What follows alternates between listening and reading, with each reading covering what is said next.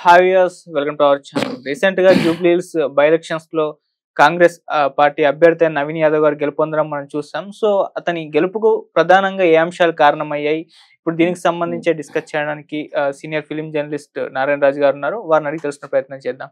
So నమస్కారం sir. Sir, Jubilee hills ఒక రకంగా సినిమా వాళ్ళు ఎక్కువగా ఉన్న ఏరియా అని చెప్పుకోవాలి. సో అందుకోసం ఒక హామీ కూడా ఇచ్చారు, రామారావు గారి విగ్రహాన్ని కూడా నిర్మిస్తామని. సో మరి నవీన్ యాదవ్ గారు గెలుపొందారు. సో ఏ అంశాలు ప్రధానంగా వర్కౌట్ అయ్యాయి ఆయన గెలుపుకి సార్? రామారావు గారి విగ్రహానికి ఎన్నికలకు సంబంధం లేదు, ఓకే, సినిమాకు సంబంధం లేదు. ఒక కమ్యూనిటీ అంటే ముఖ్యంగా కమ్మ కమ్యూనిటీని సాటిస్ఫాక్షన్ చేసే ప్రయత్నంలో ఎన్టీఆర్ విగ్రహం. ఆ విషయాన్ని పక్కన పెడితే హైదరాబాద్ లోనే జరిగిన బై ఎలక్షన్ మనకు ఇది జూబ్లీ హిల్స్. సహజంగా బై ఎలక్షన్స్ వస్తూనే ఉంటాయి. ఎక్కువగా అధికార పార్టీకి అనుకూలంగానే చాలా ఫలితాలు ఉంటాయి. అవును. బీఆర్ఎస్ అంటే గత కేసీఆర్ ముఖ్యమంత్రిగా ఉన్నప్పుడు జరిగిన ఒక 7-8 బై ఎలక్షన్స్ వచ్చాయి. ఆ 7-8లో ఒక హుజురాబాద్ అండ్ దుబ్బాక మినహాయిస్తే మిగతా 5 స్థానాల్లో బీఆర్ఎస్ పార్టీ గెలిచింది. హుజురాబాద్లో ఇష్యూలో మన ఈటెల రాజేందర్ గారు ఒక ప్రతిష్టాత్మకంగా పోవడం వల్ల అది అందరికీ తెలిసిన విషయం. ఈ జూబ్లీ హిల్స్ ఎందుకు హైలైట్ అయిందంటే మన దేశ రాష్ట్ర రాజధానిలో ఉన్న ఉప ఎన్నిక కాబట్టి. సహజంగా ఇది ఎక్కడో జిల్లాల్లో ఉప ఎన్నిక అయితే ఇంత కాన్సన్ట్రేషన్ కూడా ఉండేది కాదు. ఓకే. ఇక రేవంత్ రెడ్డి దాదాపుగా 2 సంవత్సరాలుగా ముఖ్యమంత్రిగా ఉంటున్నాడు. ఆయన పాలన ఎలా ఉంది, ఆయనకు అనుకూలంగా ఓటు వస్తుందా, అనుకూలంగా రాకుంటే ఆయన కూర్చున్న పదవికే ఇబ్బంది కలుగుతుంది అనే భావన కూడా బీఆర్ఎస్ పార్టీ ప్రచారం చేయగలిగింది. అంటే ఒక విధంగా రెఫరెండం అని వాళ్ళు ప్రచారం చేశారు. రెఫరెండం అని ముఖ్యమంత్రి ఏమీ అంగీకరించలేదు.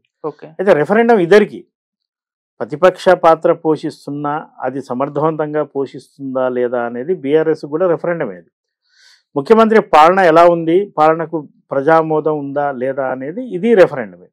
వాళ్ళు చెప్పినా చెప్పకుండా కాంగ్రెస్ పార్టీ అనుకూలంగా గెలిచింది కాబట్టి రేవంత్ రెడ్డికి ఒక భద్రత కలిగింది అనవచ్చు. ఆయన పరిపాలన పట్ల జనామోదం ఉందని వాళ్ళు ఖచ్చితంగా చెప్పుకుంటారు. ఇది సహజం బై ఎలక్షన్లో. అయితే అక్కడ వ్యూహాలు పన్నిన విధానం ఏమిటి? బై ఎలక్షన్లో బీఆర్ఎస్ అభ్యర్థికి మద్దతుగా కేటీఆర్ తిరిగాడు. హరీష్ రావు తిరిగినా కేటీఆర్ తన భుజాల మీద వేసుకున్నాడు. ఆయన యాటిట్యూడు, ఆయన వ్యవహార శైలి, ఆయన మాట తీరు, ఆయన ముఖ్యమంత్రి రేవంత్ రెడ్డిని విమర్శించిన తీరు చూస్తే ఆయన కొంత ఆ పార్టీకి నష్టం జరిగింది అనే భావన రాజకీయ విశ్లేషకుల్లో వ్యక్తమవుతుంది. ముఖ్యంగా మహాలక్ష్మి స్కీమ్లో ఆర్టీసీ బస్సులో మహిళలకు ఫ్రీ టికెట్ ఉంది.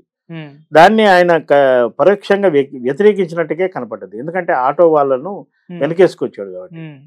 ఆటో వాళ్లకు ఏదైనా చేయాలి అనేది కరెక్ట్ ఆలోచన. అదే టైంలో ఫ్రీ బస్సు ప్రస్తావన తేవడం వల్ల మహిళల ఆగ్రహానికి గురైంది. ఓకే. రెండోది, లోకల్గా మన యూసుఫ్ కూడా అనగానే అక్కడ శ్రీశైలం యాదవ్ అనే వ్యక్తికి కీలకమైన ప్రాంతం అది. ఆయన దశాబ్దాలుగా అక్కడ ఉంటున్నాడు. ఆయన మీద రౌడీ అనే ముద్ర వేస్తే మనకు పాజిటివ్, బీఆర్ఎస్కు పాజిటివ్ ఓటు పడుతుంది, మనం గెలవచ్చు అని అనుకున్నారు. అలాగే మాగంటి గోపినాథ్ సతీమణి సునీతమ్మకు ఓటు బ్యాంకు అంటే ఆ సానుభూతితో ఓటు పడుతుందని కూడా భావించారు. ఇంతవరకు బాగానే ఉంది. సానుభూతి ఓటు పడే అవకాశాలు ఎక్కడైనా ఉంటాయి. కానీ ఆ కుటుంబంలో కొంత ఒక గొడవ జరిగింది. గొడవ అంటే ఆ మొదటి భార్య కాదు, రెండో భార్య, ఆ సాక్షాత్తు గోపినాథ్ తల్లిగారే బయటకు వచ్చి దాన్ని వ్యతిరేకించారు. అదొక ఇష్యూ అయిపోయింది. దాంతో సానుభూతి రావాల్సిన చోట విమర్శ రావడానికి కారణమైంది. ఇక ఇక్కడ శ్రీశైలం యాదవ్ అనే విషయానికి వస్తే ఆయన రౌడీజం, రౌడీ అని ముద్ర వేయడం వల్ల అది రివర్స్ అయింది. ఎందుకంటే శ్రీశైలం యాదవ్ వల్ల ఆ ప్రాంతంలో బెనిఫిషియర్స్ చాలా మంది ఉన్నారు. ఈ రోజున నేను చూశాను కూడా, చుట్టుపక్కల ఎక్కడ ఎవరికైనా సమస్య వస్తే ఆయన ఇంటి తలుపే తడతారు. ఆ వ్యక్తి ఎలాంటి వాడు అనేది స్థానికులకు తెలుసు. దాన్ని పక్కన పెట్టేసి ఒక రౌడీకి ఒక ఆడపడుచుకు మధ్య పోటీ అనడం వల్ల అది కూడా రివర్స్ అయినట్టుగా మనకు అనిపిస్తుంది. ఇక ఇరు పార్టీలు, ఇటు బీఆర్ఎస్ కావచ్చు, అటు కాంగ్రెస్ కావచ్చు, ఆర్థికంగా రెండు బలంగానే ఉన్నాయి. ఓటర్లను మభ్యపెట్టడానికి 2 పార్టీలు తమ చేతనైంది చేశారు. సార్, ఒకవేళ కేసీఆర్ గారు ప్రచారానికి వచ్చి ఉంటే ఫలితం వేరేలా ఉండేది? సహజంగా స్టేట్లో ముఖ్యమంత్రి స్థాయి వ్యక్తి బై ఎలక్షన్లకు రారు. ఎందుకంటే చాలా చిన్న స్థాయి, ఒక కాన్స్టిట్యూన్సీకి సంబంధించిన విషయం. ముఖ్యమంత్రి ఏమో స్టేట్కి మొత్తం రిప్రజెంటేషన్ కదా, రారు. కానీ ఇక్కడ రేవంత్ రెడ్డికి ఏమైందంటే ఆయన మీద బీఆర్ఎస్ పార్టీ నుంచి విమర్శల జడివాన బాగా పెరిగింది. ఉమ్, ఇది ఓడిపోతే రేవంత్ రెడ్డి మారుతాడు అంటే పాపం హరీష్ రావు కూడా రేవంత్ రెడ్డి దిగిపోతాడు అన్న మాట్లాడలేదు. ఉమ్, కానీ కాంగ్రెస్ పార్టీ ఇచ్చిన 6 హామీలు 6 గ్యారంటీలు అమలవుతాయనే హరీష్ రావు కూడా అన్నాడు. ఉమ్, అయితే ఆయనకు వాళ్ళ ఫాదరు గతించడం వల్ల ఆయన కొంత యాక్టివ్గా ఉండలేకపోయాడు. ఓకే. హరీష్ రావు యాంగిల్లో పార్టీ ప్రచారం చేసిన విధంగానే ఈ కేటీఆర్ వ్యవహార శైలి కూడా ఉంటే బాగుండేది అనే అభిప్రాయం వాళ్ళ కార్యకర్తల్లోనే వ్యక్తమైంది. ఉమ్, ఇక రేవంత్ రెడ్డికి ఈ ఎన్నిక ఎంత బెనిఫిట్ అంటే ఆయన వెంటనే పార్టీ అధిష్టానాన్ని కూడా ఖర్గే గారిని ఢిల్లీ వెళ్ళి కలిశారు. ఆయన సీటుకు భద్రత అంటే రేవంత్ రెడ్డి కాంగ్రెస్ పార్టీని భవిష్యత్తులో కూడా గెలిపించగలడు అనే నమ్మకాన్ని ఆయన పార్టీ అధిష్టాన వర్గానికి కలిగించగలిగారు. ఎందుకంటే ఓకే.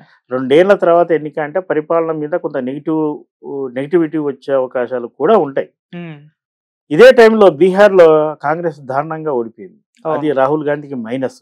ఉమ్, ఆ టైంలో ఇక్కడ రేవంత్ రెడ్డి తన క్యాండిడేట్ని గెలిపించుకున్నాడు. ఇది అవును. ఈయనకు ప్లస్. ఉమ్, కాబట్టి ఆయన పరిపాలన లేదా ఆయన ముఖ్యమంత్రిగా ఆయన పీఠం ఎలాంటి ఇబ్బంది లేకుండా ఆయన 5 ఏళ్ళు లేదా వాళ్ళే చెప్తున్నట్టుగా ఆయన 10 ఏళ్ళు ప్రయాణం సాగడానికి ఈ ఎన్నిక ఒక కీలకమైంది. నిజానికి ఒక సీటు రావడం వల్ల గవర్నమెంట్కి వచ్చేదేమీ లేదు. అలానే ఒక సీటు పోయినా ఇది మాది కాదు బీఆర్ఎస్ సిట్టింగ్ ఎమ్మెల్యే స్థానం అని కూడా చెప్పుకునే అవకాశం ఉండేది. ఓకే. ఏది ఏమైనప్పటికీ మరోవైపు ఈ రేవంత్ రెడ్డి వ్యవహార శైలి చాలా మారింది. అంటే పార్టీలో విభేదాలు లేకుండా ఉమ్, మంత్రుల మధ్య ఐక్యత ఉండే విధంగానే ఆయన ప్రయాణం సాగుతుంది. ఉమ్, ఉదాహరణకు అక్కినేని నాగార్జునకు కొండా సురేఖ మధ్య కొంత గ్యాప్ ఉండేది. అవును. సురేఖ ద్వారా బహిరంగంగా క్షమాపణలు చేయించాడు. నాగార్జున తను కోర్టులో వేసిన పరువు నష్టం దావా కేసును వెనక్కి తీసుకున్నాడు. అవును.